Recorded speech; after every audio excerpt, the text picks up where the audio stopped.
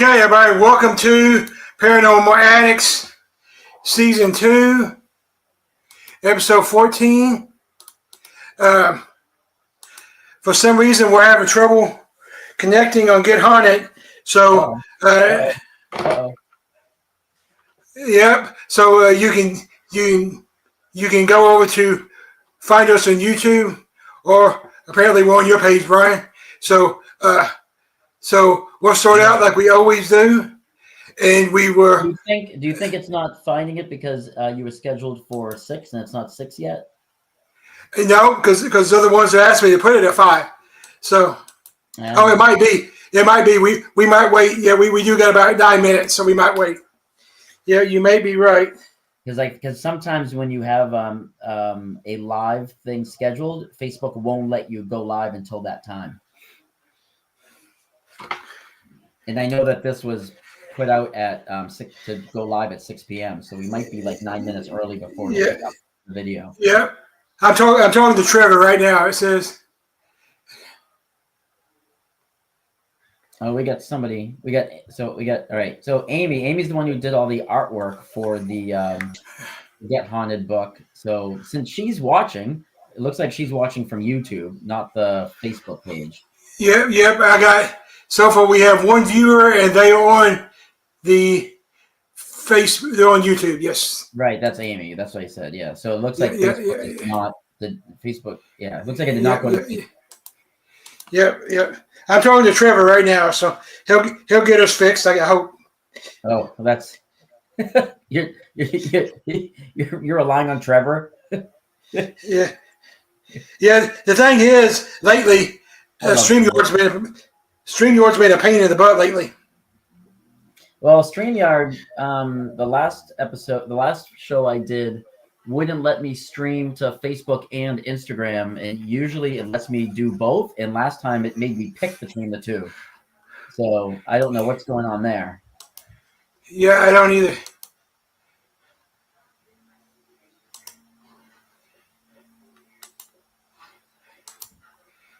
Okay. We'll go ahead and get started. Maybe Trevor can get us on. Okay, so usually I'll start out with a couple of icebreaker questions, but they don't really pertain a whole lot to you, Brian, because you're new. You're just really getting into the paranormal thing. But usually my first two questions are, what's your favorite location you investigated, and what would you like to go? Oh my goodness. Yeah. So like you said, I'm new to this. I haven't even had my year anniversary of my first, investigation. Hold on, I'm getting like text messages. I wonder if people trying to. Okay, never mind. I thought maybe someone was trying to talk about the link. Anyway, so I haven't done it that often, so I haven't gone to many places, right? So my pick is very slim. Okay, we sorry, didn't mean to interrupt, Brian, but we all on we're on Get Haunted now. Oh, we are. All right. So I'm officially viral now. All right. So yeah, you've only been in it for about a year now. So you've done what so far? You've done the Missouri State Penitentiary. Is that where the first book's about? Yeah, the first Missouri State Penitentiary was my very first investigation I ever did, in my life. So that's kind of what started off. And it hasn't even been a year anniversary yet. It was actually the end of May when I went on my first one. So, when we're talking about me being new, I mean, I haven't even hit the 1 year mark yet of getting into this, right? But yeah, you barely get your sherry popped. But here we are. We got we have a book ready to come out in June, and all these people tell me that they're my friends, and we'll see when Christmas comes how much they're my friends. well, that's funny because I got like 2,000 friends on Facebook now, and most of them are my paranormal friends. So I'm still waiting on my Christmas cards too. So we'll see how it goes. Right now, I want like Christmas cards of just like haunted places, and then and then I'll make like a collage out of it or something. But no, I haven't been to too many places, right? So obviously, Missouri State Penitentiary, I spent eight weeks there writing the book. But other than that, I've only done the McLean Mansion in Pennsylvania. That was Get Haunted. And then I did the New Egypt Museum in New Jersey with Get Haunted. And then I did the Melbourne Manor in Iowa with Hannah. That Get Haunted had nothing to do with. And then I did the New York City Mid Orange with Get Haunted. So that's really it. That's it, right? Yeah. That's it. Like that's all of it. That's my whole, repertoire, which is really low. However, you got to take into account that I was at Missouri State Penitentiary for 8 weeks. I kind of, got my time. Well, I'm going to do my best to make it up there for the big, the big release party thing. Yeah, and everybody's going to come June 21st. It's going to be really, really fun. I mean, we've got people flying in from all over the country. But the cool thing about that, right, is it's a book release party, and it's also going to be an 8-hour overnight investigation. But because we're doing a mixture of the two, not only is the entire Get Haunted crew going to be there. I mean, Trevor, Kaylee, I believe Bill and Tanya are coming. Lisa, obviously Rob, Danny, Sarah, the Get Haunted are going to be there. But because it's a book release party, there's also going to be people who worked on the book, like from a book's perspective.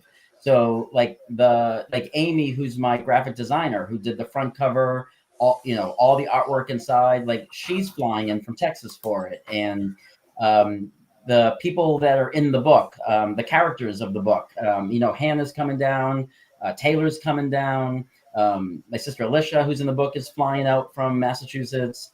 My Heath, who's in the book, is flying in from California.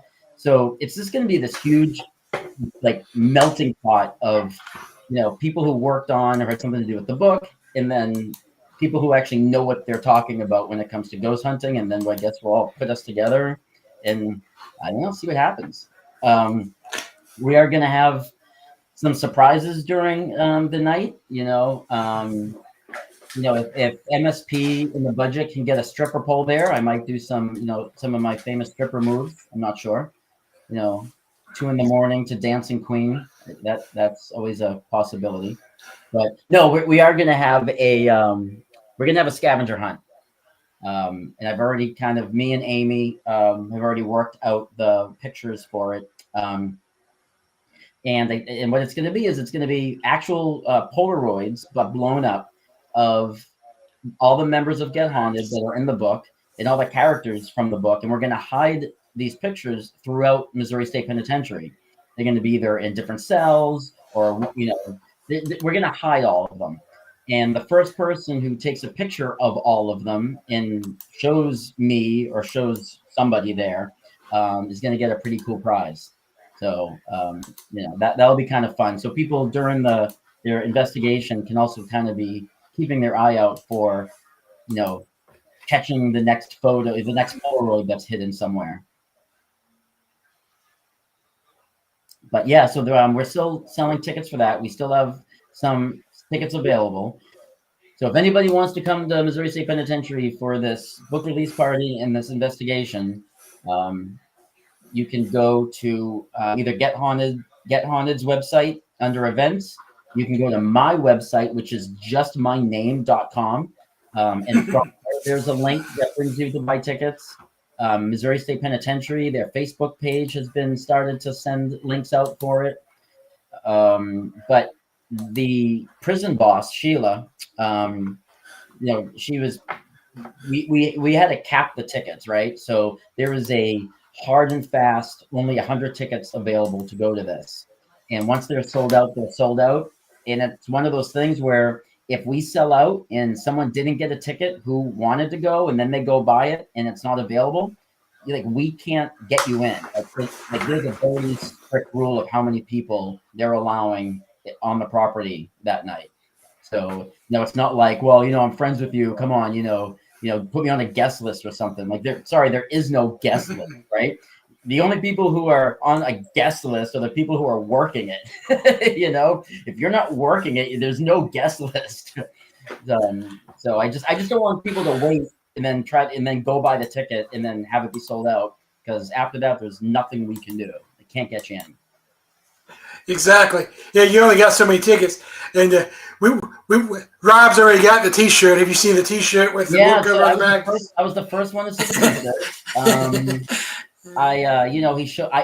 I gave him some, and if anybody who's watching this, like live, or then watches it after it's uploaded, we're redesigning the T-shirt. We're doing a little bit of tweaks, because the first kind of iteration of the T-shirt definitely needs a little bit of movement, but I think it looks good.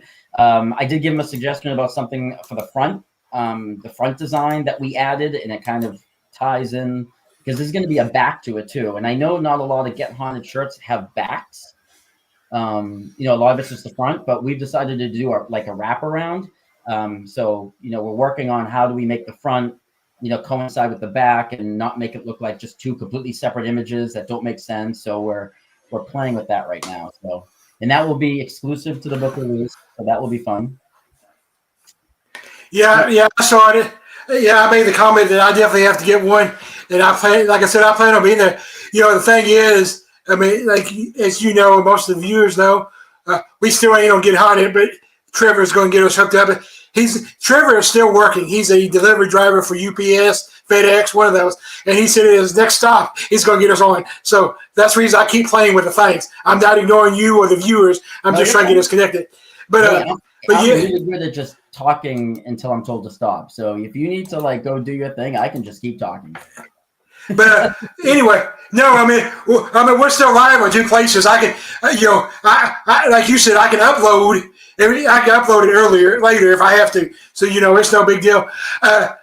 With my podcast being Question and Answer, it just usually flows better if it's live, because we get questions from the peanut gallery, But anyway, what I was saying is, I've been part of Get Haunted now for 2 years, a little bit over 2 years, but I have yet to make an event because I live so far away from everybody.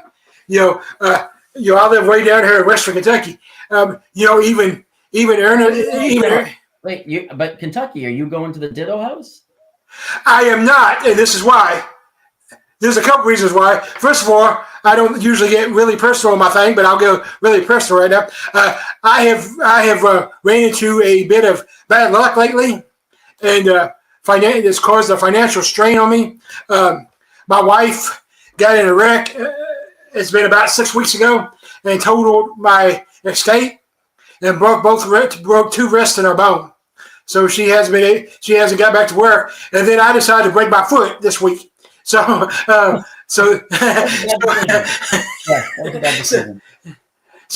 caused kind of a financial hardship on it. But with that being said, I was also double booked for that weekend. I really want to get to the Ditto House because I love the Ditto House.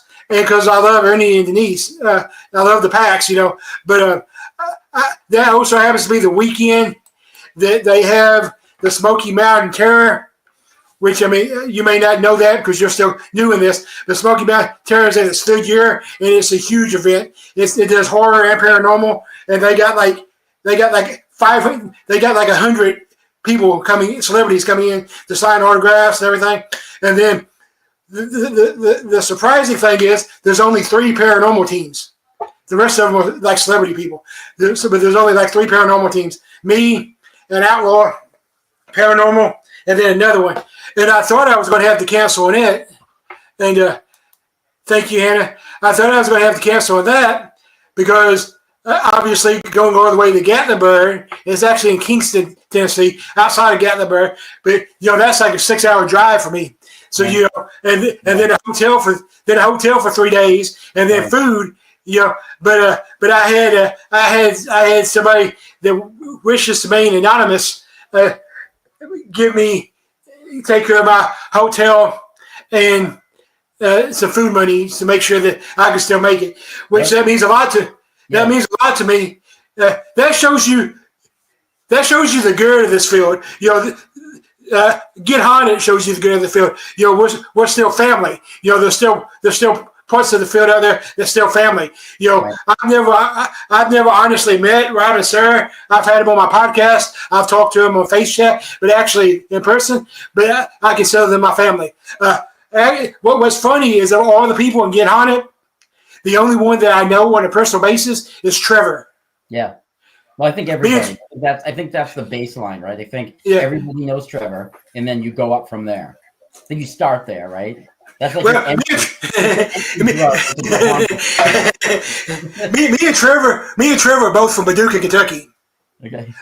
So he actually joined my team on an investigation that we ended up getting the cops called on us because somebody tried to say we were trespassing. We wasn't.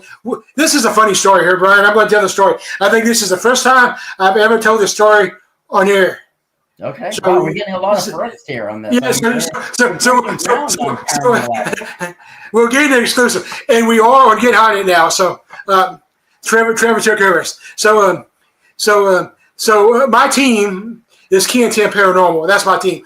It stands for Kentucky, Tennessee Paranormal. Obviously we go to other places, but that's kind of where we're based out of. That's where we live. Western Kentucky, Northwest Tennessee. So one of the places that we used to investigate quite a bit is an abandoned church now, but it used to be the black school back during segregation. It used to be the black school in this little bitty community in Western Kentucky. I'm talking about, like KKK, fiddles playing type. This is my hometown area, so I can say that. So I'm talking about like Western Kentucky. Matter of fact, one of the only tourist attraction they got in this county is a Civil War battlefield. So that's how Western Kentucky. So anyway, it was the African American school. Then it became an African American church, and then it closed down. Well, we investigated a couple of times, and we never really got much from the church, but we always got like crazy activity from the school area. So we decided to go back, and we asked Trevor to go with us. So we get there, and everything's going good, except for my SLS that I had only used for 2 investigations decided to break halfway through the investigation. So some lady decided to call the cops and say we were trespassing. Well, what's interesting, Brian? You don't know this, but most of my viewers do. I take my reputation and my team's reputation very seriously. Like I said, I've been doing this for 34 years. We actually carry $2 million worth of liability insurance, and we actually carry legal representation. So I take it very seriously. Also, whenever we go to an abandoned location, I check with the PVA, who happens to be a good friend of mine. We go to church together, so I check with him to make sure it's actually abandoned, because obviously we don't want to trespass. Right. So this lady, and she's an African American lady. She's out there yelling, screaming at my team members, and the team members that she was choosing to scream at was my son and my team lead son, who obviously are youngest members. So this grown lady is screaming at these 2 teenagers. Mm. And I come out there, and she's like, I'm going to call the cops. I was like, well, that's fine. I was like, you do realize I'm really good friends with Jay, who's the chief of police of the town. I was like, and I have permission from the PVA. She's like, this is private property. I'm like, do what you got to do. So Jay came out there, and it ended up being the lady had apologized to me. Jay had apologized to me, and my lawyer actually wanted me to press charges against the lady because she was slandering us, but I didn't go that far. But yeah, it was an interesting first investigation to ever go with on Trevor. So yeah, Trevor brings the fun. One of the top 3 craziest things that happened to me while I was at MSP writing happened with Trevor. It was just me and him in A-Hall in Unit 4. I got to be careful saying A-Hall because the joke is if you say it too fast, it sounds like something else. So I keep trying. Right. It sounds like A-Hall out of my head. But yeah, so no, Trevor. Yeah, Trevor's good people. I like Trevor. But no, I asked if you were going to be there because going to Kentucky because the end of this month, I'm flying in. so I can be there for the Get Haunted weekend, because I'm going to spend that weekend. I'm going for 5 days, I think, 5 days. And that 5 days is for me to do research, outline, and observation to get ready to write book 2, because book 2 is taking place at the Ditto House, right? I saw that. Yeah, so the Pax, Ernie and Denise, I don't think they really understand what it means to invite me into their house. I got invited to fly down for the Get Haunted event and just be an observer, right? I'm not going to partake. I'm just there. I'm going to be there with my laptop. I'm there to take notes and ask questions, and then I'm going to build book 2 off of whatever happens that weekend. And then I'm flying in for that weekend, but when I go for the actual 2.5 weeks to write the book, I'm driving. Because I'm going to be there long enough where I want a car. They're being nice enough picking me up at the airport for the weekend. I can't rely on them to drive me around and right. 2.5 weeks. So when I actually go down to write the book, and I also want my car there. I also want my car there in case these ghost children they keep talking about actually do crawl into bed with me, because I'm getting in that car and I'm driving home. I don't care if it's 3 a.m. The first I hear a giggling child, and then the weight of the child in bed with me, which is what I hear happens there. I'm packing up. I'll leave a note on the fridge. I don't even tell them. They'll wake up in the morning and they'll be like, I'll write on like the dry erase board or something. Fuck this or something like that. So what's interesting about the Ditto place?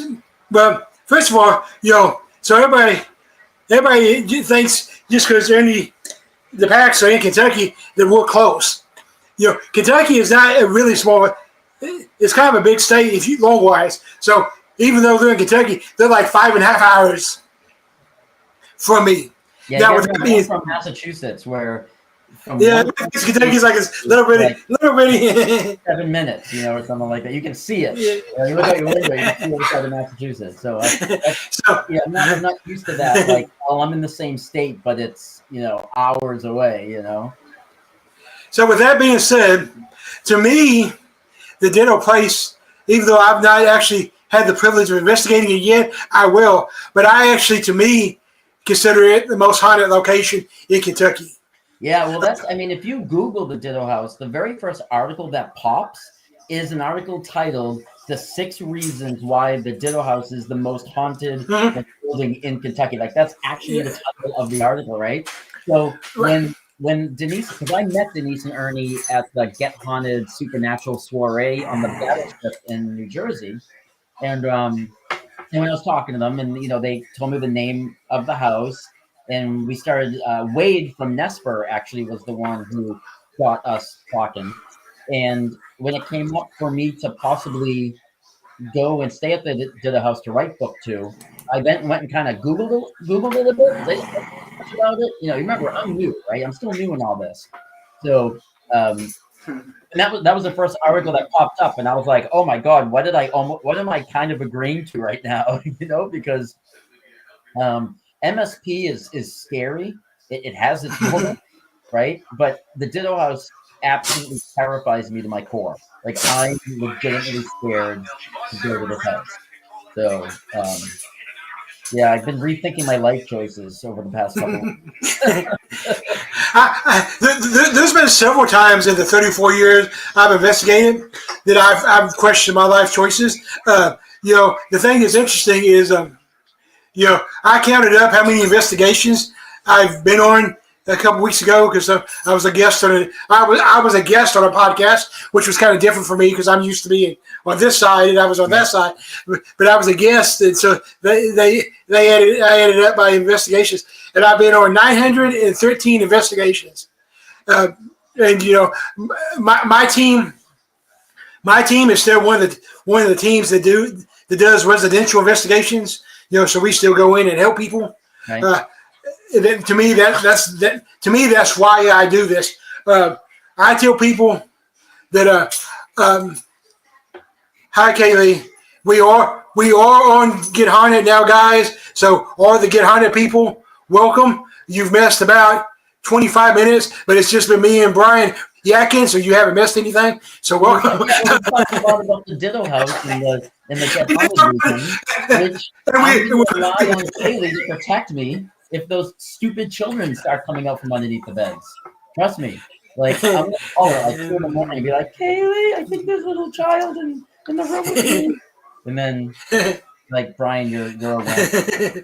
So there's been several times that I've questioned my life. But see, I was born with abilities. I call them gifts now. As a kid, I didn't call them gifts, but I've learned that they were gifts, and I view them as gifts from God. There's that. I don't know if controversy is the right word for it, but there's people who say that religion has no part in paranormal investigating, and then there's people who say that paranormal investigation is whatever. So, but to me, my gifts were given to me from God to use. So that's why I do what I do. Now, I didn't always view it that way. A 10-year-old me at 2 o'clock in the morning at my grandparents' house that was built in 1812 that had spirits come and visit me in the middle of my sleep, did not think it was a gift. But I've learned. But so anyway, in being from Kentucky, most people always assume that I would say Waverly Hills is the most haunted place in my best experience. Yeah, you started the show, and I know that like we're finally live on the Get Haunted page. So I know a lot of people missed your opening question, but your opening question to me was like what have been like my favorite places, right? But because I have such a small amount of places I've been to, I can tell you the 3 times I've been the most scared, and. So the 3 times I've been the most scared, remove MSP, right? So take Missouri State Penitentiary out of it, only because I was there for 3 weeks and I wrote the book there. So if we say except MSP, the 3 places I've been the most scared was the Melbourne Manor, the McClay Mansion, and Mid-Orange. Because 3 very specific things happened. One at the McClay Mansion, people who were there will have never seen a 5'4" white dude run up a flight of stairs so fast, because I had a door that was open slam in my face after I taunted it. So that was terrifying. At the Melbourne Manor, there was screaming coming from another room down the hallway, a woman screaming that had been caught on audio earlier, like at another date, and was on YouTube, and we actually listened to that clip. So when it was happening, when I was there, it sounded just like what I heard on the YouTube clip. So hearing like a disembodied woman scream about 7 or 8 times was absolutely just like, I can still hear it in my head, and it still freaks me out. And then at Mid-Orange, we were all down in the basement, Rob, Danny, like me, Hannah, my sister Alicia, a whole bunch of people, and a shadow figure went running kind of through us because we were all in a circle, and me and Danny screamed at the same time, and it was so close that I felt like if I stuck my foot out, I would have tripped it. So that was a moment. So, and it was funny because right before that happened, Bill from Get Haunted made me a ghost bell. And right before we saw the shadow figure go running by us, the bell went off like 3 or 4 times. So I love when things all kind of, like fit together like that. So yeah, I mean, the scared I've ever been, and I don't really know that I would call it scary because I've seen a lot in between, kind of like you being a cop, me being a veteran, I was a combat medic, so I've seen a lot. So and I've also been on 900 investigations, but but the investigation that had my on alert was a private residential investigation. So I won't go into a whole lot of details about it, because that's I respect the residential investigations. We're there to help the family. We're not there to get likes on Facebook or any of that stuff. So, but it was a murder suicide, and the in-laws asked us to come check it out. And but it ended up, bottom line ended up being the father had decided to start worshiping, dabbling into devil worship, and he ended up going crazy and killing his kids, his wife, and himself. So that one was different. I won't say that I've ever witnessed demonic activity, but that would be the closest I've ever seen. And I still just say it was a malicious entity. I still won't say. And then other than that, as far as like public investigations, whatever you want to call them, we investigated this hotel. I hate calling it hotel. The name of it's the Anderson Hotel, but it's not a hotel. It's not like a Hilton or a Ramada or even a Days Inn. It's a transit hotel. You know what I'm saying? So it was actually shut down for 3 years because of supposedly how violently haunted it was. And when they reopened it, we were the second team to go investigate it. It's in Kentucky, way on the other side in Lawrenceburg, Kentucky, and they closed it down again. Now they don't allow any investigations. But the first thing to understand about this location is they want this location to be that way. So their claim to fame, and it used to be the thing that they had on their stickers and stuff you could buy when you get there, was that their ghosts bite. Their ghosts bite? That's what it said. Jonathan, hand me that case. So I wanted to call bullshit on that. Excuse my language. Because at that point, I had been doing this for 32 years. But I've seen a lot of things. I've been scratched. I've been pushed. I've had things thrown at me. But see, can you see it? Oh yeah. But for an entity to actually bite you, that takes a lot of energy. So that was the first thing that made me want to go do it. And then I watched a couple of the episodes, the TV episodes, where people went there and they experienced. So anyway, so we get there, and we do the walkthrough like you do at every place you go to. And like I said, it's important to understand that this place wants to be violently haunted, and this is why I say that. So there's 4 verified suicides, murders, deaths there. And when I say verified, like we discussed earlier, I take my team's reputation seriously. So when I say verified, I mean I verified it with the coroner report, the newspaper, and the police report. So when I say verified, I mean verified. Of these 5, there's 5. Of these 5 verified deaths in the hotel, they still have 3 bloodstained mattresses for the suicides. Oof. They still have a bloodstained bathtub from another suicide. And then the 5th one, and he ended up being the spirit that was the most intriguing. I say that nicely because he was an asshole. But he was the one that he lived there. And he was alcoholic, and he drank himself to the point that he hung himself in the closet in his room.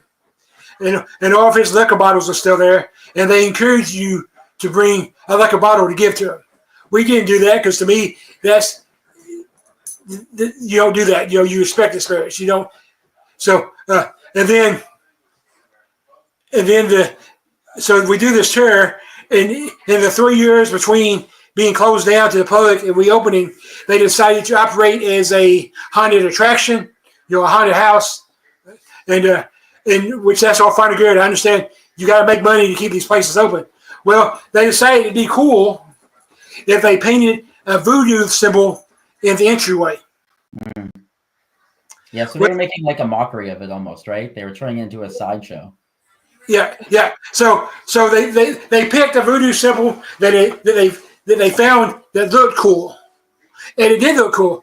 But this is one of those things, kind of like Ouija boards, anything else. None of that stuff is bad if you use it properly. Mm-hmm. they didn't research it, and they painted this big. I mean, it's as big as the wall in the entryway, and the symbol that they decided to use opens the gates of hell. So, sounds like a book waiting to happen. yeah. So anyway, so after we do the double terror, my team will usually divide up, and we decide to do the first room together. The first room is the room with the bathtub that I mentioned earlier, where the lady committed suicide. Where the lady that committed suicide there was a 33, 34-year-old mother, and she checked into the hotel especially to commit suicide.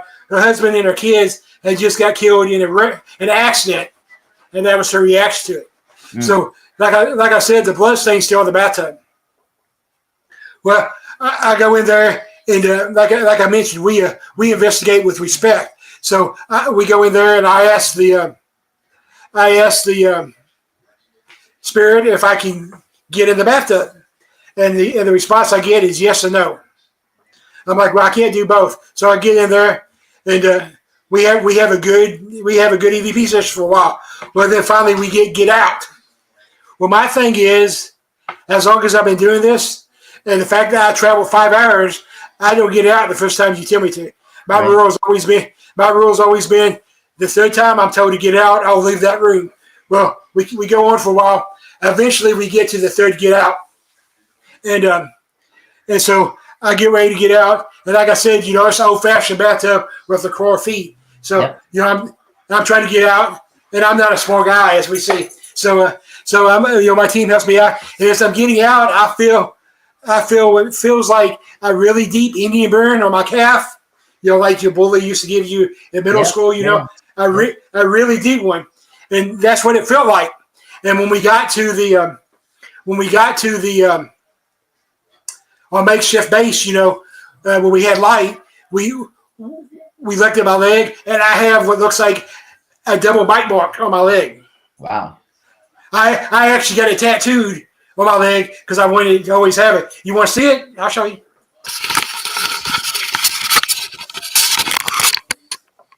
Can you see it? Yeah. Oh, yeah.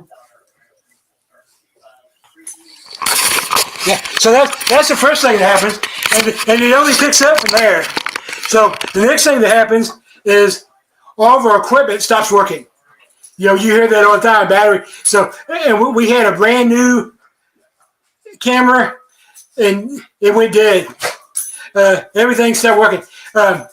So then we divide up, and the girls go into what's probably the second most famous, infamous, whatever term you want to use, room. And this room, most people call it the suicide room.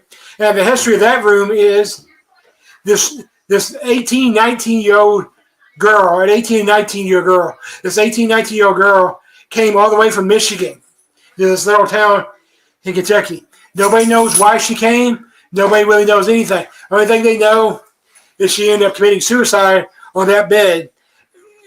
She slits her wrist, and the blood stain's still on the bed. They still have they kept the mattress. Well, the other thing that's known is that while she was there, for some reason with crayon, we don't know why crayon, she drew pictures of like scenery and wrote Bible verses underneath it, and she and hung them over the room, and all those pictures are still there. Oh. And the other thing that we know is she does not like talking to guys, because me and Dennis tried to talk to her first, and she didn't want to talk to us. So from what we could gather from what little bit there is of the police report and everything, is apparently she had a heart broke in Michigan, and that's why she came. So anyway, so the girls got all kinds of interaction, nothing bad. Like they would play like Amazing Grace, and the girl would interact and stuff. So me and Dennis, we went to what's officially known as the Blue Room. And the Blue Room is the one where the guy lived at, with the liquor bottles. Yeah. Well, so I tell people all the time that while demonic spirits are rare, you have malicious spirits all the time. And a malicious spirit is just somebody that was an asshole when they were alive. They're going to be an asshole when they're dead. So this guy, sorry, I call it like I see it. So this guy, like I said, he lived there, and he was alcoholic. Well, he also ran prostitutes in and out. So, like I said, he was just so. So the first thing that happens is me being me. I decided to get in the closet with the guy hang himself. Well, as soon as I got in the closet, all my energy was drained. I hit the ground. Dennis had to pull me out of the closet. So then we did all those things, and we got some stuff. Nothing bad. I mean, he like knocked off a bottle, and that kind of stuff. Well, he pushed Dennis, but something told me that he did not like females. So I radioed back to the females because we rotate every 45 minutes. We investigate for 45 minutes, then we take a 15-minute break. Drink an energy drink, Gatorade, whatever. Smoke a cigarette if you have to. Hit your vape, whatever, and then we go back to the investigation. So I radioed back to him. I was like, I know you guys are going to come up here, but I'm like, I was like, and I'm not trying to talk you out of it, but this spirit is not like females. I'm like, as the team lead, I have to warn you, So anyway, we rotate. And my niece is on my team. And at that time, my niece was 19. So she decides to use the prostitute angle, to get the spirit talking. And I still have this EVP. It's one of the best, most clear EVPs I ever captured. And so Haley walks up there and she's like, I'm 19 and cute. Can I get a job? And the response was $50 and free room. On the EVP? Yeah, the EVP. And it was that clear, $50 a free room. So from there, it just escalated. So the spirit was touching Jill's leg, and then the spirit ended up grabbing Tiffany in her female region. Mm-hmm. And at that point, I ended the investigation because at that point, it became a safety issue. Right. My team safety, even though we traveled 5 hours, my team safety is more important than the investigation. And that was after you had gotten bit, right? You got bit before that? Yeah. No, that was after. Me getting bit was the first thing that happened. But that was me. I think that was the difference. That happened to me, so it didn't concern me as much. When it happened to my team, it concerned me more. Right. Especially a family member, right? Your niece is involved, stuff like that. So, yeah. Yep. So those are the two scariest places I've ever been. So let's talk a little bit about. So, what drew you to the paranormal? Why did you decide to write about the paranormal?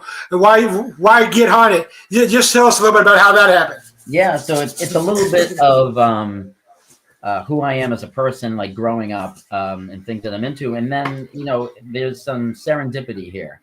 There's a lot of serendipity here.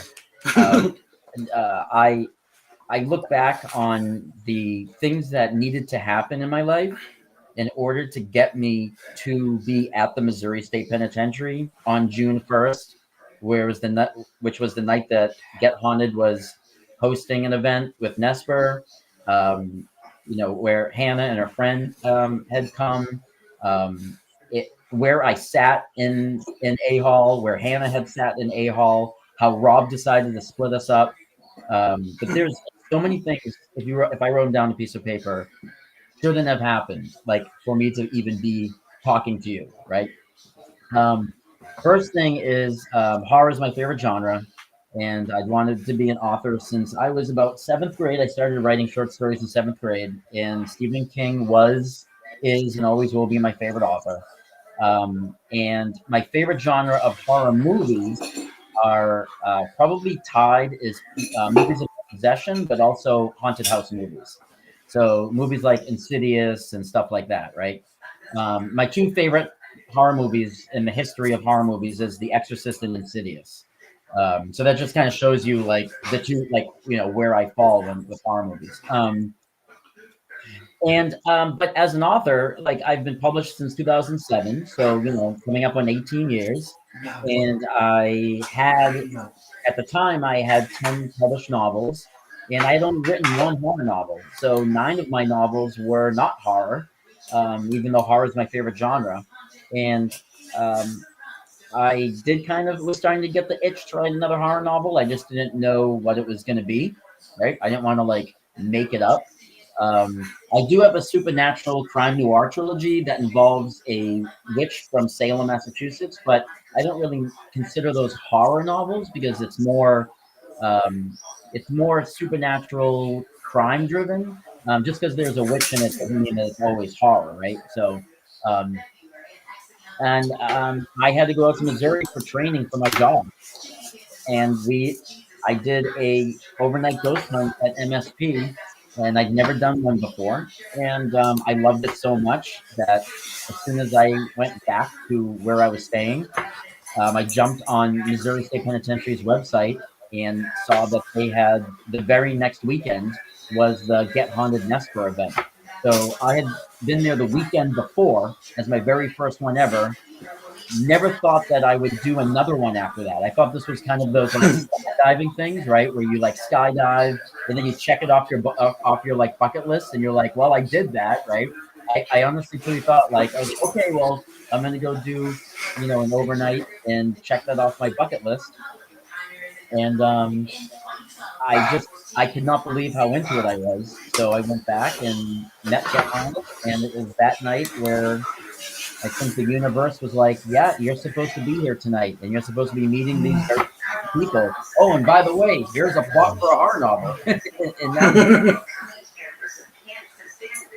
So yeah, the thing that's interesting is you talk about being a horror fan to begin with, and then that's the thing I like about the Smoky Mountain Terror. Like I said, I was going to it combines the two, and then the other big one that we have here in Kentucky, which is Scarefest, which is in Lexington. And obviously with the name Scarefest, it has more of the horror, but then like Dan Riviere is going to be there. He's going to take Annabelle. They have all kinds of big people. So there's a connection there. And I was a huge horror fan growing up.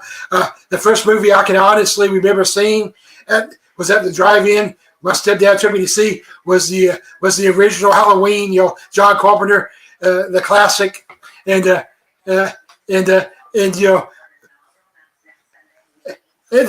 second movie to that was Can I Do You Till I Need Glasses? So that's not as much of a classic as Halloween was. But I don't know why I remember that movie. I think it's because it was a name, and I was like 6. But yeah, so I've always been a horror movie fan, and then and then like you said, to me, I don't really think you can meet like Rob and Sarah and them and not be fans of them, or consider them part of your group. They're just good people.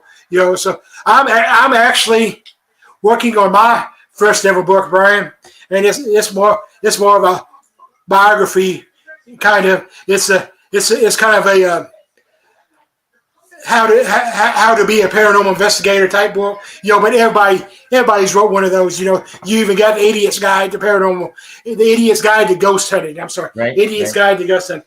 Right. But mine's going to be a little bit different because I'm going to put my personality in it, which everybody tells me I have a good personality.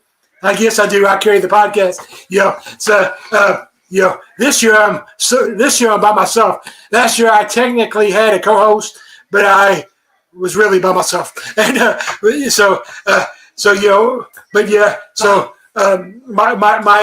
my introduction to my book is being written by Aaron G. Thompson.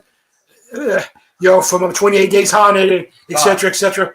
And then it's going to be, my personality is going to be there. It's going to be about. You gotta put your personality in, or it just sounds like you're reading like a technical journal. And then the second half of the book is going to be like places I've been, but I'm going to write them. I'm going to write it the way I'm writing it is like they're going to the investigation with me. Yeah. So they get to determine themselves if there's activity. Like if I got a 15 on the EMF meter, I'll put this is what happened, and I got a 15. So they can actually like experience it. I think where you'll benefit is because you've done 900 and something investigations, and you've been doing it for over 3 decades. I think that makes me feel old, Brian. Yeah. When you put it like that, I feel old. 3 decades. No, I'm sorry. All right. So 3. Let's see. How do we put this? I don't know. I know. I was gonna do it a different way, but I guess I can't. Less than 3 dozen of eggs. I don't know. But I think because you have so much experience that you can bring to the table, that will come off, and that will shine more than somebody who's just casually does it and wants to write a book about it. So I think when you have that experience, you won't even know you're doing it, but it will come out in your stories. Because you can't fake experience. It's one of the things you can't fake. You can fake a resume, you can fake accolades, you can fake awards, but you can't fake experience, because when you're put up to do the thing you claim you can do, and then you can't do it, everybody knows that the experience isn't there. And I think when people talk who have experience in certain subjects, I think people like innately can feel that, right? Um, I get asked to speak at writers' conferences all over the country, and in fact, just yesterday I was asked to speak at another one this October. And I do a hour to an hour and a half block on how to market how to market your book. How do you market? And I have so much experience with marketing that when I start to talk, I think people just know when you know what you're talking about, right? People can feel, and they go, "Oh, this person knows what they're talking about," right? And it has nothing to do with confidence. It has nothing to do with how many stories do you tell. It has nothing to do with throwing numbers and figures out there. People who have experience with certain things just have a different way of speaking about it, and um, you know, like when you talk to like the Nesper guys, like when you talk to Wade. You sit down with Wade, and just 15 minutes in, you already know this guy's got so much in his brain that you're not even seeing. You're only seeing the tip of the iceberg of what that guy knows. And, so there's certain people that just project that. See, and I agree with that. The reason I agree with that is because like I mentioned, I was a guest on a podcast a couple weeks ago, and they were telling me, when they were asking me to be on it, I definitely don't consider myself a paracelebrity. That's my word, paracelebrity. I don't want to be a celebrity. I'm a paranormal investigator. That's what I want to be. I understand I got the podcast, and I understand that I've been averaging 700 something views a week lately. That's not why I do it. I do it because I want to promote the field. I want to educate. But anyway, my point is, the podcast that I was on, the host was telling me, I was like, I don't know if I'd be a very good guest. I was like, I'm a nobody. He's like, don't say that. He's like, you're not a nobody. He's like, your podcast, and you were one of the first people I ever listened to when I started listening to podcasts. He's like, you got so much experience. He's like, I guess you don't realize that. And that's the same thing like I was talking about the Smoky Mountain Terror. I got an invite there because of a friend.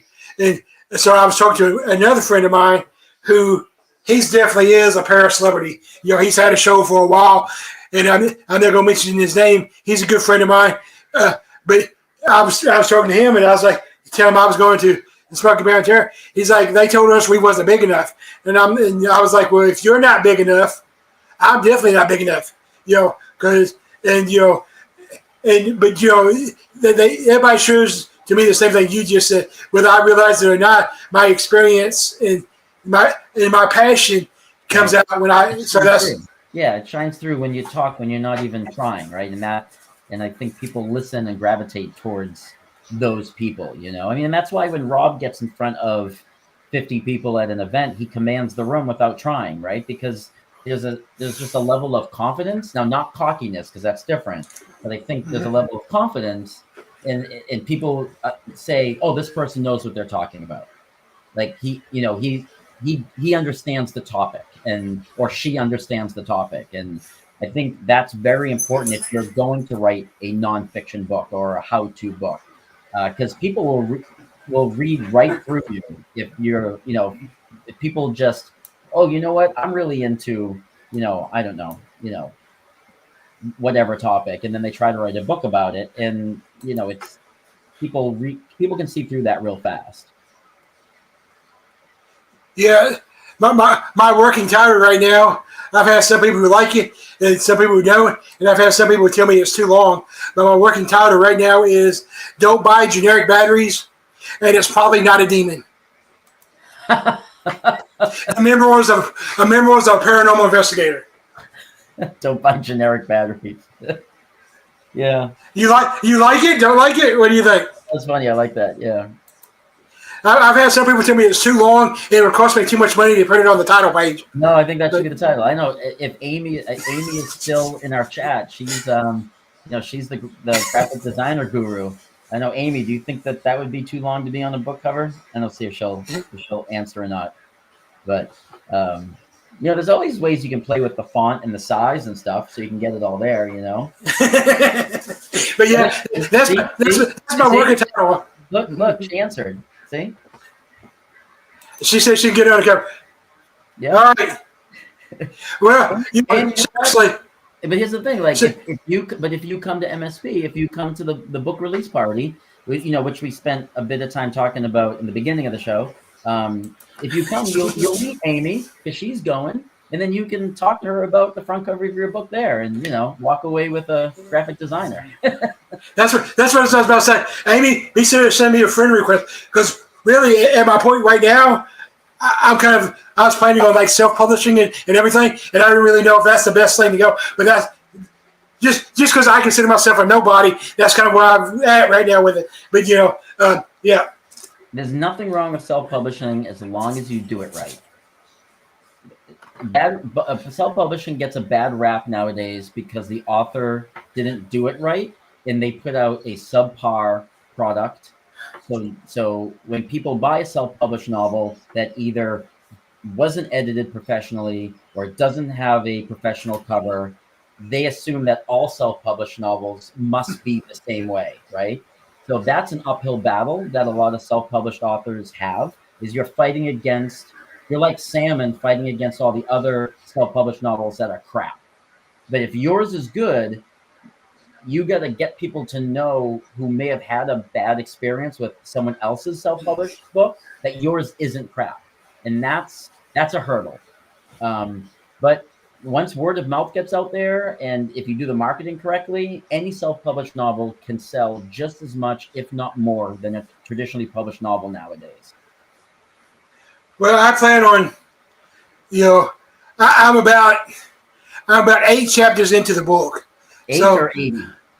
8. Okay. Woo, I thought you said 80. I was like, what is this? No.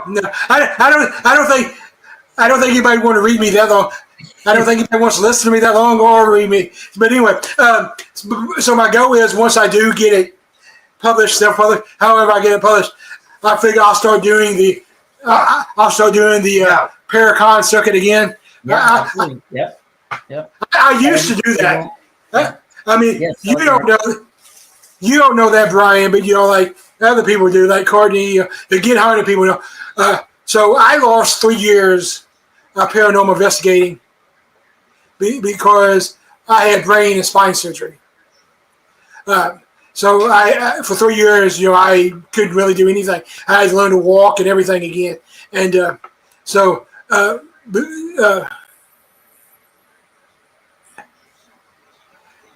we'll get to your question in just a minute, Damien. So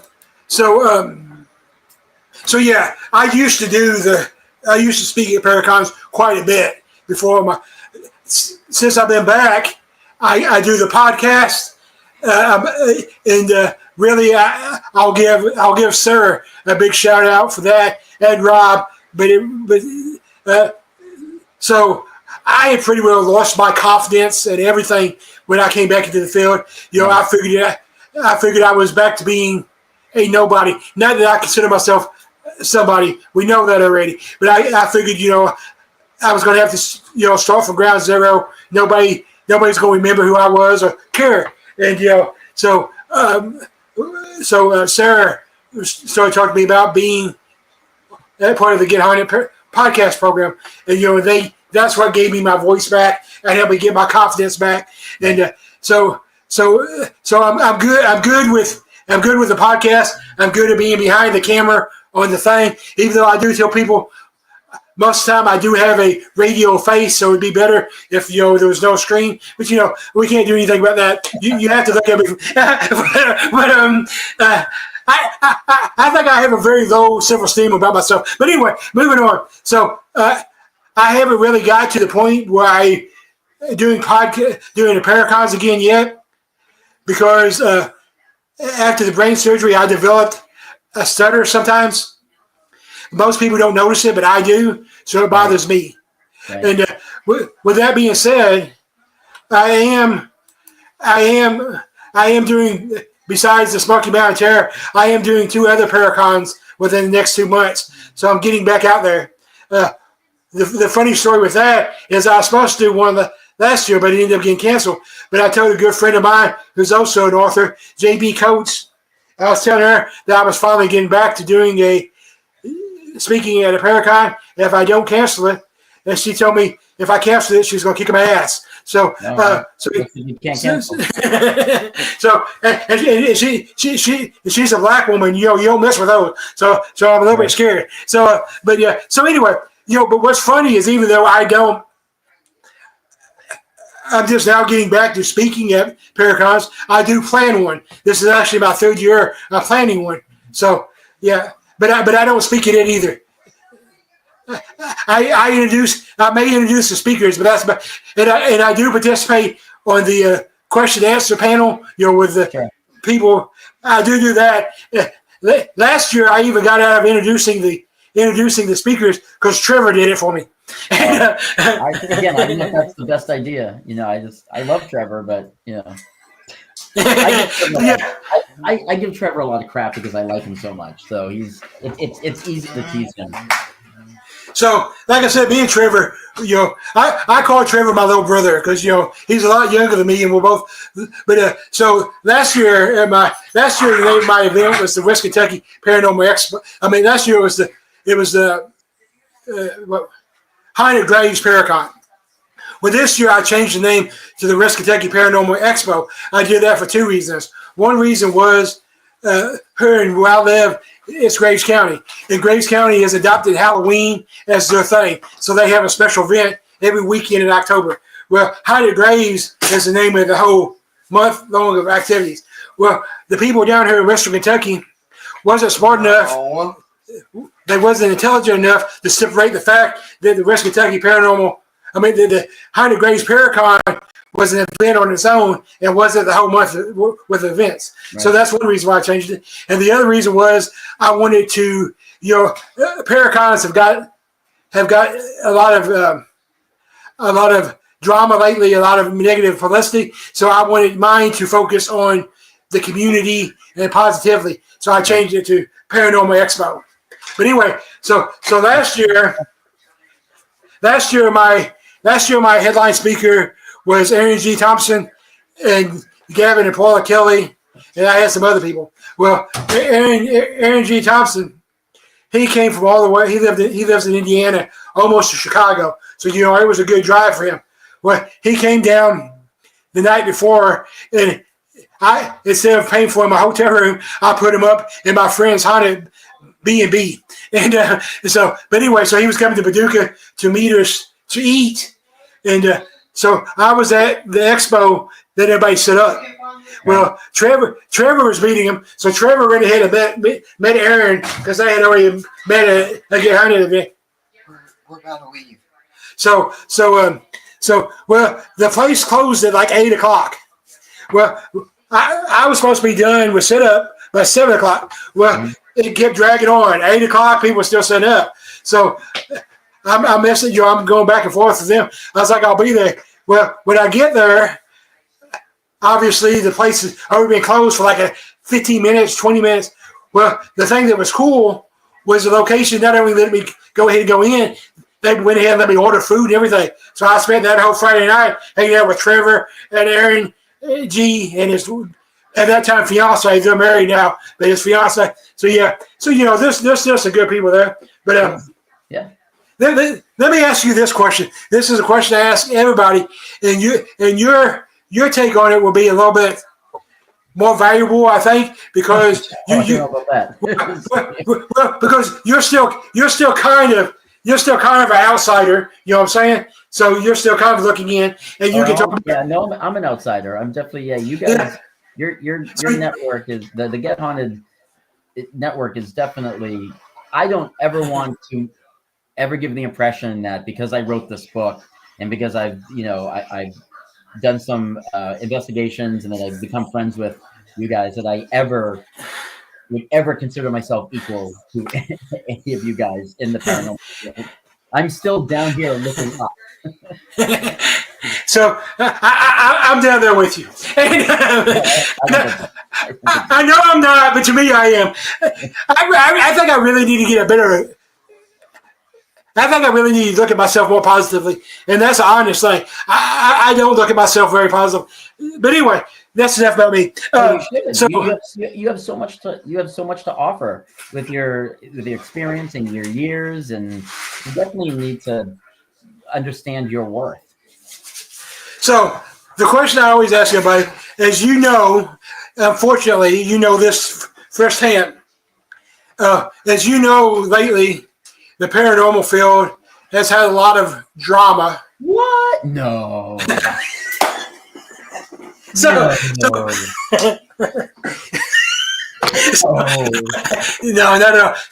So my question is, why do you think there's so much drama, and what do you think we need to do to eliminate the drama? Okay. I felt like I was thrown in the middle of the deep end of a pool when it came to the drama, right? So I also didn't understand who was who, what was what, who was on what side. I felt like I had just entered West Side Story, and the Sharks and the Jets were finally snapping and ready to fight, and I was like, I don't know what's going on. I didn't get briefed at all on on the situation. However, from an outsider standpoint, right? So if you're asking from an outsider standpoint what is going on, I think it is so easy nowadays for anybody to get involved in any community and try to make and become a content creator, right? Anything at all. So you take now, let's go back 30 years, 20 years, right? We had TV shows like Taps. We had these people that I'm sure most of the paranormal investigative community maybe not looked up to them, but thought to themselves, oh my God, wouldn't it be amazing if like I could be on TV, or if I could make these episodes that other people watch. When we didn't have YouTube, and we didn't have Facebook, and we didn't have social media, right? There was no real outlet for all of these amazing investigators to give something to the audience. And that goes for everything, right? Like, that's not just paranormal, it's everything. So we live in an age now where you can, right? Like, if I wanted to wake up tomorrow and be like, you know what? Screw it, guys. I'm going to go do my own paranormal show. Nobody can stop me, right? So I think that breeds a lot of jealousy. And I think people feel like they own a corner of it, right? Well, and then you're treading on me. You've invaded my turf, right? But there is no turf. There's no turf. That's a construct, right? That's an arbitrary idea in cyberspace, right? So I think people create drama because everyone wants a piece of a pie. But the pie is infinite. But people think the pie is not infinite, right? So they need to create drama. Well, I want a piece of the pie. But what pie? It's the internet. Have your own channel. Nobody's stepping on your toes. There's no reason. So I think people get threatened because they don't want to share.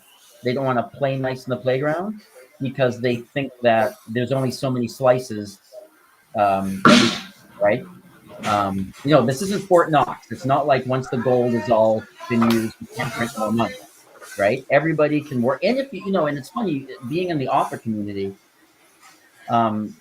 what's amazing about the author community is it's probably one of the least competitive communities I know. We have the least amount of drama when it comes to the author level. We all know that if one of us succeeds, we're all going to succeed because we're all going to suggest each other to other readers. I can't go to like book festivals and conventions I've done where somebody will go up to somebody who only writes like dark fantasy romance and asks them, "Oh, do you have any horror novels?" And they'll say, "No, I don't." Close the door. Brian across the aisle, he likes horror. Or somebody will ask me for a certain genre, and maybe I don't write that genre, and I send them to their table.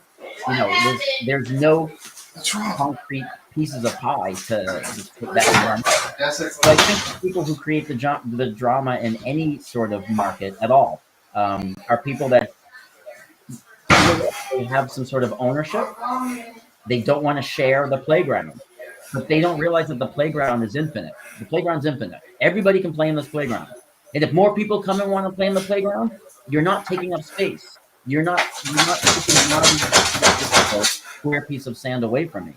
And so, I think that might be the cause of it, and I think it goes back to the fact that 20, 30 years ago, we only had one or two successful paranormal investigative teams because everyone knows TAPS, right? Everybody knows.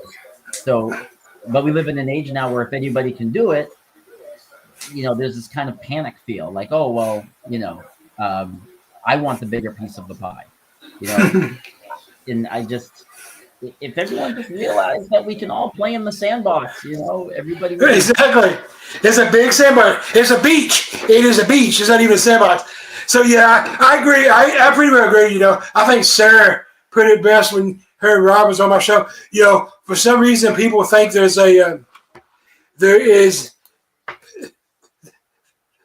have their spot, they're being knocked off their spot, and, I don't really see how people ever. Well, it's not the Olympics. Exactly. Everybody's getting medals, right?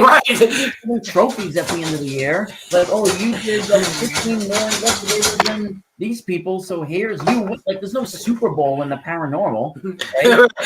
Like, oh, I'm coming into next year the number 3 seed. Like that. We don't have competitions, but yeah. So I kind of look at it exactly opposite. See, I want to help the new generation. I take pride in training them because I want to make sure they do it the right way. My team, Ken 10 Paranormal, we're a large team. We have 15 members on our team. And but you can't just come up to me and say, hey, I want to be part of your paranormal team. It doesn't work that way. Like I said, I take pride in my name and my reputation and everything. So, brand, right? So we love the term brand in the author world because you want to build your brand. Oh, yeah, they don't get turned away, but there's a process. So if they come up to me and say, hey, I want to join, I'm like, okay, there's a process. So the first process is basically an interview. They just talk to me.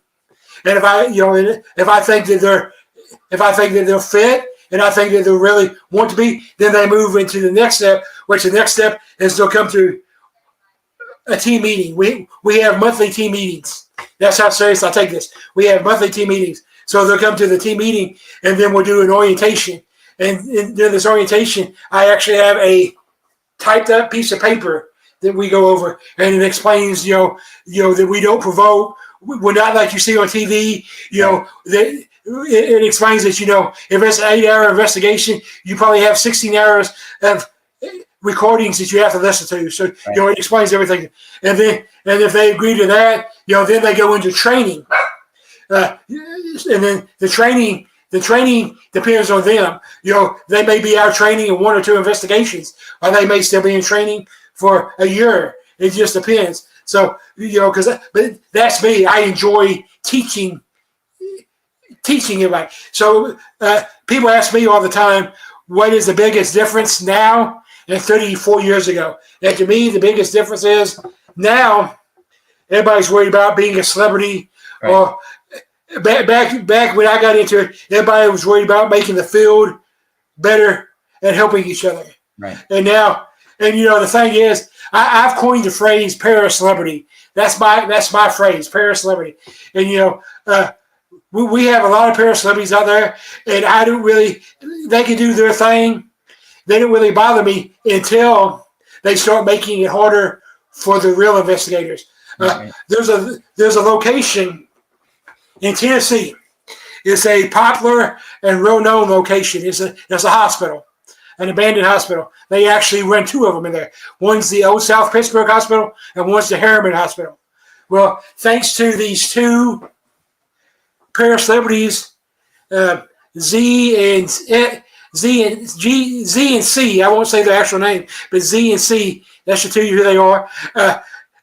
Now, when you go there, you cannot release any of your video evidence until you send it to the location first. Mm-hmm. And they tell you that. They tell you while you're signing this 2-page waiver that Z and C is the reason you have to do that. Mm. So that's when I have a problem with it. Right. And then there's other locations, including Ernie and Denise's, where obviously you can't say anything's demonic because of these same people.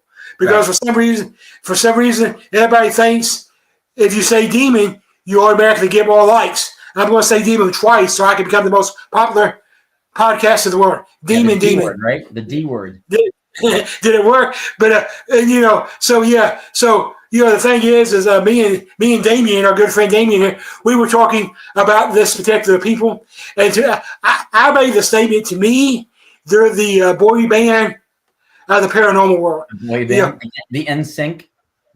Yeah, well, I would like to have the money, but the thing is, people have to realize they're not real. That's the thing.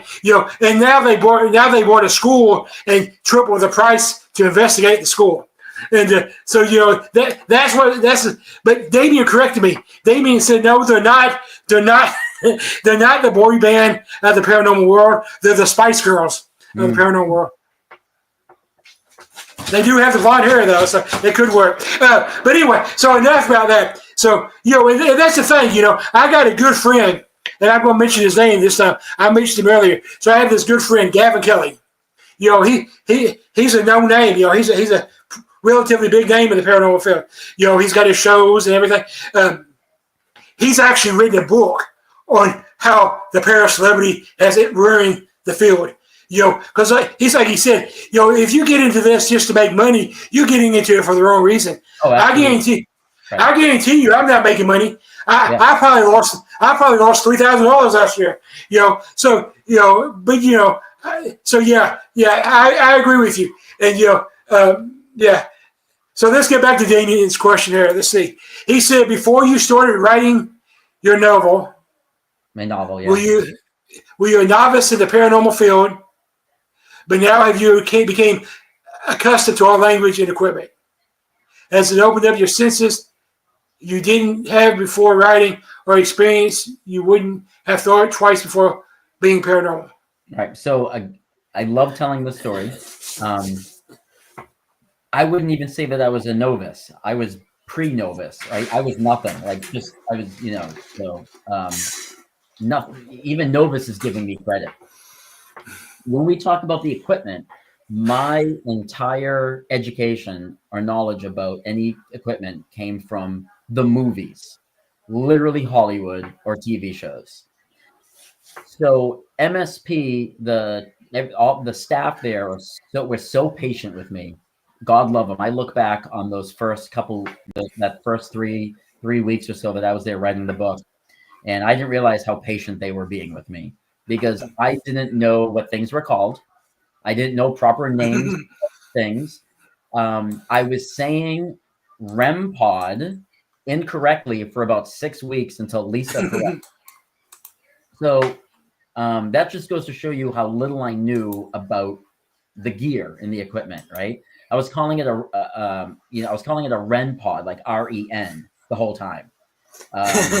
Conversation, and nobody was correcting me. And finally, Lisa saw me write it in the book, and she's like, "You're spelling it wrong, right?" I was like, "Oh, Jesus Christ!" Right? So, K2 meter, did the thing where I pointed at the ground because I thought it was like a remote control. Didn't know you're supposed to hold it up like this. You silly thing, right? what's amazing is how much I've learned in the last year about the gear, right? And I've bought in some of my own. If you went back a year ago today, so that means it's still before the first time I went to MSP. We're still like 2 weeks shy of my first time there. If you went back a year ago today, May, whatever, 9th of 2024, and told me that in my closet behind me, I would have a backpack full of about, I don't know, $500 worth of ghost hunting gear, I would be like, what happens in my life where that's in my closet? Right. But I got to learn the equipment really, really well at MSP because I was there for 8 weeks. Right. And the staff was so patient and so nice and showed me how to use all of it, the REM pods, the K2 meters, all the ghost tube apps, the tracer strip, the tracer light, the one, the purple, that's like my favorite. That's probably my favorite thing to use. And that's something that they have 2 of them at MSP. And, this is all stuff I never knew existed. I didn't know it was, these things were, in circulation. So I learned by doing, sorry, I just like, I like inhaled a hiccup. I didn't even know you could do that. But instead of like learning YouTube, like watching YouTube videos about how all the stuff worked, I had people putting it in my hands and saying, this is how it works. Now you, right? And the night that the Get Haunted night was great because I had never been part of an Estes method session before. And I did my first one with Trevor in the gas chamber. And like, I didn't even know what that was. Like, I didn't even know the name, that there was a name for it. I had to Google what people were saying because I didn't even know the word they were saying. And I'm not going to say that I know everything about it because I don't think anybody really does, but I still don't really know a lot about it. But I know enough where I can have an intelligent conversation with somebody about it. And so I think that's what's happened to me, where I've learned those basic terms, the basic functions of how things work. In my book, to write the novel, it's not tech heavy. Right? It's not a Star Trek novel. I don't have to get into the equipment and why it does what it does, or I don't have to talk about how it works because it's not an owner's manual to a REM pod. It's a horror novel about a ghost hunt gone wrong, right? So it was kind of fun because my characters in the book don't really know how these things work. So me as the author not really knowing how these things work, I think that came out a little bit where there's still some wide-eyed wonder, like a little kid, getting a toy for the first time and not really knowing how it works and, playing with it. That was me for those 8 weeks at MSP. Everything was like a new toy. I was like, whoa, shiny, and it's blinking. Oh, purple. What do I do with this? I want to play with that.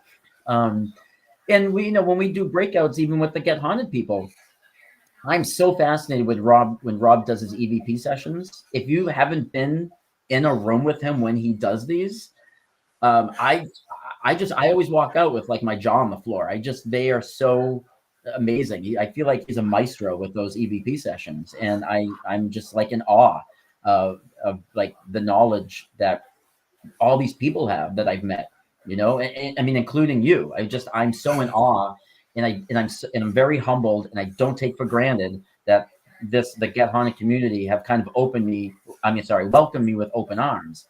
I don't take it for granted. I'm thankful for it every day, and I'm just very humbled at how amazing you guys are in your work. And I love watching everybody work. I love seeing it in practice. So from an author standpoint, I just love watching it happen around me, That's why I'm really excited and scared shitless, for the Ditto House. So what's interesting, we've talked about the equipment and stuff, and just the language. Obviously we got our own language. I mean, where else are you going to use the term orb in a sentence besides in the paranormal field? And but the thing is about the equipment, for the most part, except for like maybe the stuff that Rob Rakowski over there at Ghost Scare makes. Most of the stuff that we have was invented by how quick can you run upstairs? Well, Kaylee, we actually talked about that before you came on, but I love telling this story, and you love making me tell this story. So we'll do this again. Yeah, it was the McClay mansion, and me and Bill's fiance Tanya were down in front of a bathroom that is known to have a lot of activity in, and the door is known to close by itself. In fact, it had closed on Rob the last time they were there, and it scared him. So I sat in front of this door with my phone in front of the door. So I was sitting probably about 10 feet, 15 feet away from the door, and my phone was on the floor.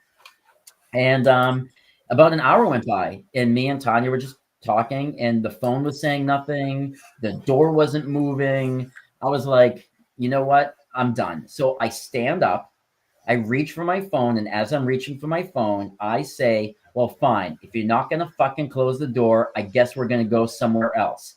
That door slammed shut so violently.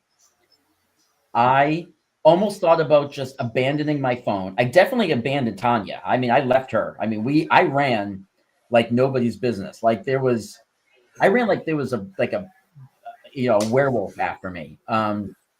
They tell me, I don't remember the staircase. I just know that I was at the bottom of the staircase, and then I was at the top of the staircase. But everybody watching said that they've never seen a person run up a staircase that fast. I mean, I was skipping steps at a time because it slammed right in the face immediately after I said, "Well, fine, then I guess we're leaving if you're not going to close the fucking door." Boom! In my face, and oh my god, it was bad. I mean, I've never experienced anything like that before, and it was within 1.5 to 2 seconds tops after the words came out of my mouth, right? So, like, you can rule coincidence out. There's no, I mean, it was just, I mean, yeah. So they won't let me live that down. Everybody who was there that night. Yeah, I don't remember like going up that staircase. It was funny. So my funniest staircase story is we were investigating the haunted B&B that I mentioned earlier that I put my friends at when they come down to my event. They have a witch's staircase. For the people who don't know what a witch's staircase is, it's I don't know how to describe it, like half a steps on each layer. Yeah, so they're like canted, like they're not completely horizontal, right? They're offset, so they're like this. Yeah. Right? And it kind of curves at the top too, right. Which makes you. So I realized that maneuvering this staircase in the dark with paranormal equipment was not going to be the most feasible. So I kind of cleared the staircase in 2 steps. But anyway, back to the equipment. So like Rob Rakowski over there at Ghost Gear, he does a good job with his equipment. But most of the equipment we have was not originally intended or made for paranormal research. So it was somebody smarter than me adapted it to the paranormal field. Like the SLS that everybody likes to use so much right now. Originally it was originally a Kinect's video game system. So it was a sucky video game system.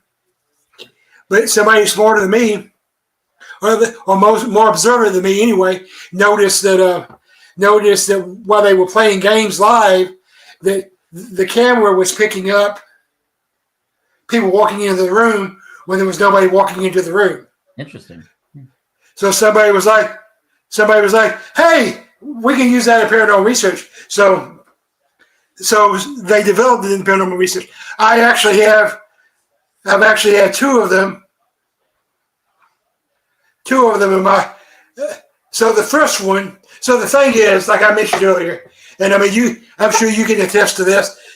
Being new to the field and still learning the equipment. The key to any equipment is being trained on it properly and using it properly. As long as you use anything properly, it can be a good tool. Right. So that's the thing about SLS. So the version 1, for some reason, when it came out, it was so sensitive. So obviously the way the SLS works is, by theory, it picks up human shapes that we can't see. Right. So they look like stick figures. Right. Yeah. No. I love that app. So it was the first app I ever touched. It was the only thing I used that my very first night at MSP, before the night that I met Get Haunted. That was the only thing I had on me was that app, and yeah, I'd never seen anything like it before. In fact, that app plays a big part in my novel. All the characters are running that app throughout the book, and so they pick things up on it and stuff like that. So the first one was so. Well, let me backtrack a little bit. So you see it by using it on TV. So the thing is, everything's not like you see on TV. There are some good TV shows out there, like Taps. When it was in production, I have no problem with Taps. For the most part, they did things the way it's supposed to be. And what people have to realize when it comes to like Taps and Ghost Adventures, which I won't speak as highly on, but any of those shows, what you have to realize, we see 40 minutes. Right. They're on location for 3 or 4 days. Right. So, you see what the producer wants you to see. But anyway, on the shows, for some reason, you always see people walking with SLS. The SLS is designed to be a stationary piece of equipment. Right. Obviously, if you're walking with it, it's going to cause false positives. Right. So anyway, the version 1 was so sensitive that it would pick up a pile of clothes as a stick figure. So I was never that big on the first one. Now I got the version 1.5 now. I don't know why it's 1.5 and not 2, but anyway, it's 1.5. And they built in like a delay in it, so there's that as being false positives on it. But again, it's about using it properly. I've had some good experiences with it, and that's even as simple. You can even go as simple as like the cat boys. I'm not a big fan of a cat boy. First of all, it's a cat toy, so so that's the first thing. The second thing is anything can make that thing grow. A breeze, somebody stepping on the ground. So that's not really something that. But anyway.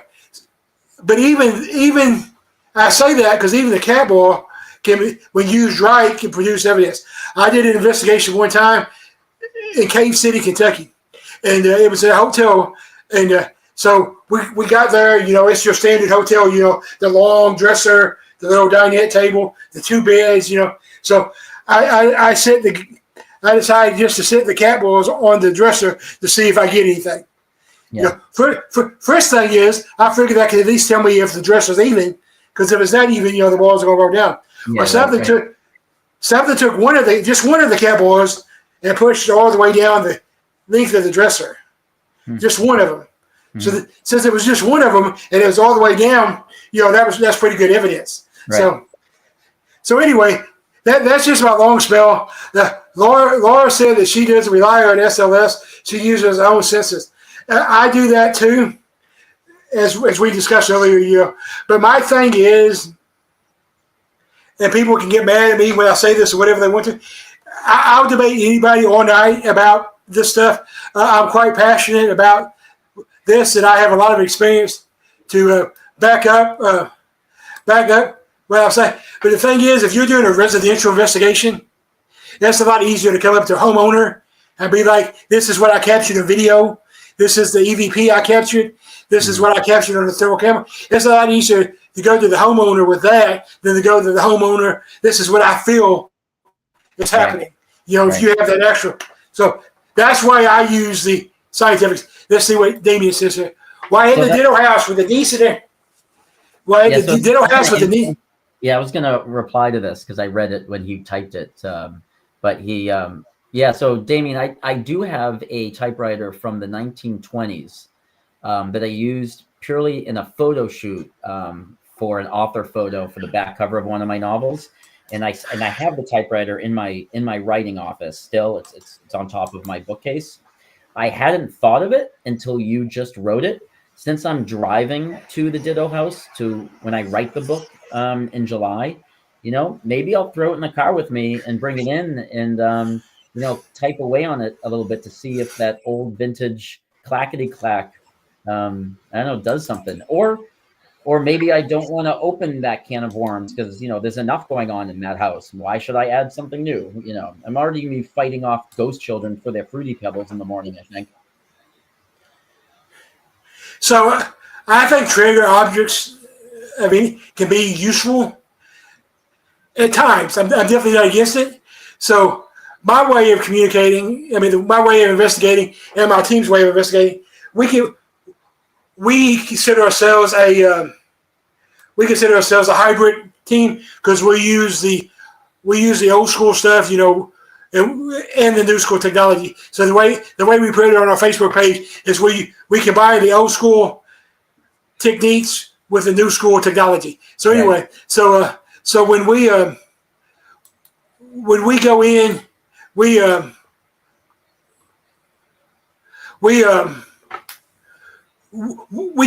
talk to the ghost just like I'm talking to you, the spirit. War about respect. We respect the house. We respect the property. We respect the living.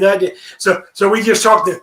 If for some reason that doesn't work, then we bring in, a trigger object. I found trigger objects work really good in like battlefields, especially like Civil War battlefields. The Ditto house is connected to a huge Civil War cemetery. Yeah, exactly. Exactly. Let's just add that to the mix. Oh my God. Yeah, exactly. And it was probably used as a hospital. Almost everything that big was used as a hospital. So yeah. I've a plane ticket. I've had the privilege of investigating a lot of Civil War battlefields, even ones that are kind of off limits to other people, because I'm also a member of the Sons of Confederate Veterans. So that gets me into a lot of the battlefields that other people can't get into. So the most interesting thing I ever had happened to be at a battlefield. I'm not even going to say it was paranormal, but I'm not going to say it's not paranormal either. It's one of those things that I can't really explain. Okay, so we're at the Perryville battlefield in Kentucky, which is the bloodiest battlefield in Kentucky. It was the last battle of Kentucky. It was the South's last chance to hold on to Kentucky. And what's interesting is the South, the Confederacy actually won the war, but they actually won the battle, but they sustained so many deaths they couldn't reinforce it, so they surrendered it. No, wow. But anyway, that's just a side note. I'm also a history buff. I think history and the paranormal go hand in hand. Oh, absolutely. Absolutely. So we're setting up, getting ready to investigate, and I have a brand new body camera. Police quality. I actually bought it for my friend who's a police officer, so you know what I'm talking about. One of the really good body cameras. Yep. And for some reason, it starts shooting flames out. Like real flames? Like blue flames. Out of the body cam? Out of the body cam. That's some poltergeist stuff right there. That's what I'm saying. I'm not going to say it is, but I'm not going to say it ain't. Something happened. Was the body cam recording? Did it pick up the blue flames? Did you get it? Yes, the body cam was still recording. All right. So there's that too. Okay. Yeah. Yeah. So anyway, so let's talk about. We talked a little bit about. You said you have some equipment now. So what equipment do you like to use, Brian? So the very what I've done four overnights now at this point. Other than MSP, I have a couple. I do have a couple cat balls. I have so Bill from Get Haunted made me a REM pod that looks like an old book. It's a REM pod and a K2 meter built into one. So it looks like an old leather bound, old library. It's really, really, really cool. And I have I like the grid you splash the grid matrix up so you can see if a shadow figure goes by. I learned that at MSP. So I have one of those. Bill made me a ghost bell that is motion censored, not EMF censored. So that's kind of fun. And I have my tracer lights. I did buy tracer light strip. That's my favorite. I love that thing. So what's interesting about those tracer lights, this paranormal teams that make their own equipment. Well, I'm not one of those just because I'm not smart enough, I guess. But the one piece of equipment I have got good at making is the tracer lights. I can make those, and I do make those because if you try to go buy them, from Ghost Stop and all those, they run like $100, $150, $200. Right. I can make them and sell them for $50 and still make some money on them. So, right. So yeah, that's good. So, yeah, and I have an actual REM pod, a disc normal one with the antenna and all that. I feel like I'm missing something, but yeah, and this is just stuff that, I have an EVP. I have a Rob from Get Haunted actually suggested a recorder for me. So I have a very specific recorder, a digital recorder that the same one that Rob likes to use sometimes. So for EVP stuff, but I've never used that. So I haven't used that one yet.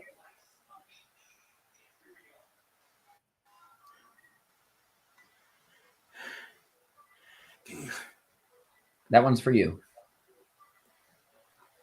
So any elemental is a little bit. Okay. Here's something I've never said very often. I've said it a few times.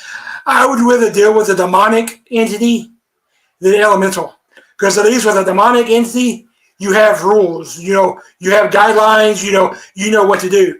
With elementals, really. There's no rules. You just have to kind of take it. So no, I can't explain that, Laura. I wish I could, but I can't. But this yeah. So I'm going to ask about what I call my Damien question here, Brian. How do you feel about Ouija boards? I don't have an opinion. I don't think I know enough about them or their lore or to make a.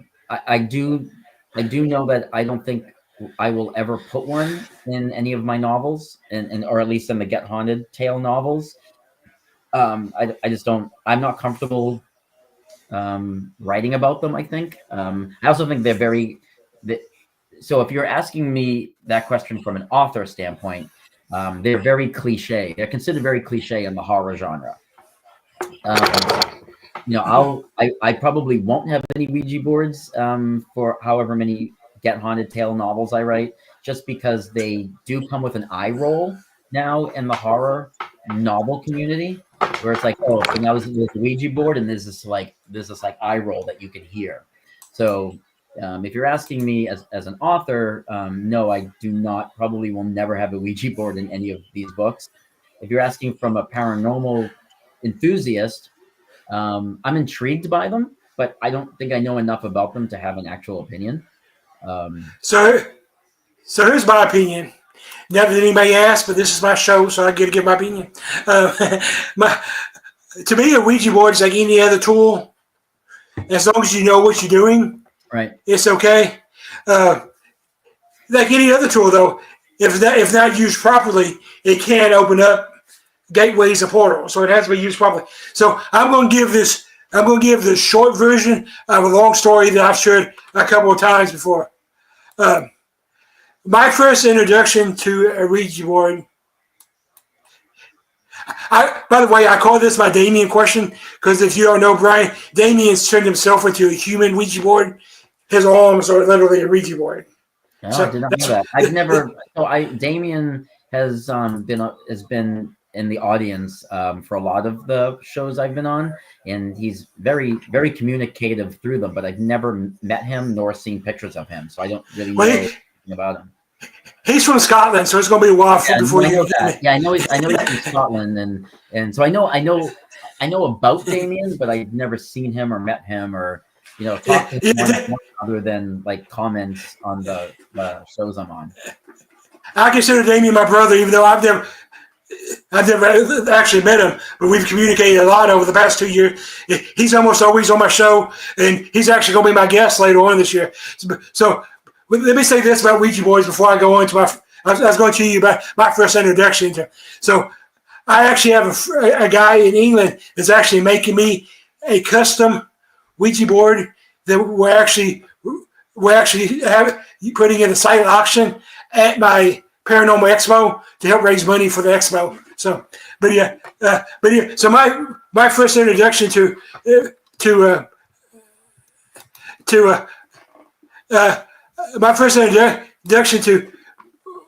a Ouija board. Most people just assume that I use Ouija boards because of my energy. It'd be a natural fit, and I messed with them a little bit, but my first introduction. And I'm going to make this short because I don't want to take up much more of anybody's time. But when I was 13 or 14, my youth leaders, my youth pastors' adopted daughter was a little troublemaker. She was 15. She had just turned back into. She had just got back into the area and stuff, but she was into all that, and so for some reason, I got invited to her birthday party. I was the only guy invited to it. So, and like I said, even though she was a little troublemaker, she was hot. She basically looked like Alyssa Milano at 15. That's what she looked like. Yeah. So of course I went to the party, and she was into all that. She was into the Ouija boards and all that stuff. So that was my first introduction to it. So yeah, but to me, if it's used properly, there's no problem with it. Laura said, "What about crystal bars?" Crystal bars, same thing. If you use it properly, I have no problem with it. So we are about out of time. I do thank you for being my guest. Let everybody know they can pre-order the book now, right? Yeah. So the book, you can pre-order These Walls Still Talk, which is the first book in the Get Haunted Tale series.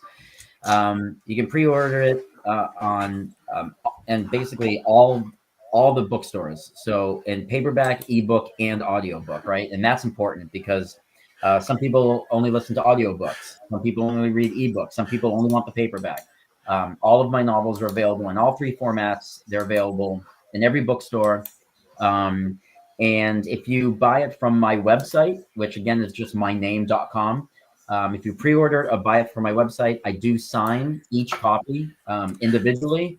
And the book release party, again, is June 21st at Missouri State Penitentiary with the entire Get Haunted crew, also with the entire MSP staff, also with all the characters who are in the novel are all coming in from all different parts of the country. We're going to have this scavenger hunt. We're going to have brand new merch that night. Of course, I'll be there. We're going to do breakout sessions, free roam, the whole nine. And you just put, okay, so yeah, so that's the ticket link.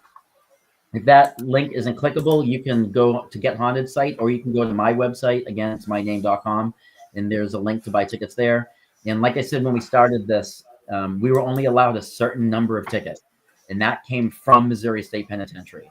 We cannot go above what they have allotted us to sell. So once it's sold out, that's it. No amount of please, oh my God, I was going to buy one next week.